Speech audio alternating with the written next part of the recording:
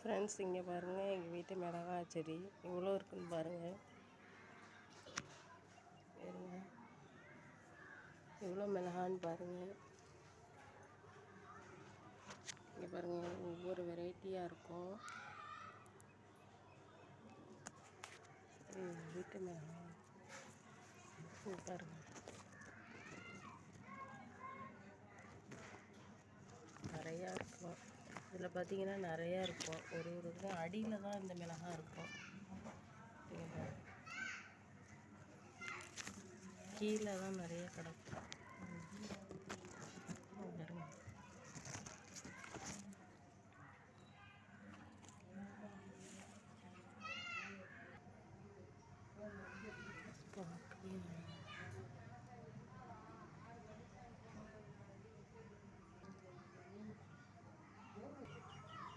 இந்த மிளகாயை பாருங்கள், நல்லா குட்டியாக அழகாக இருக்கும்.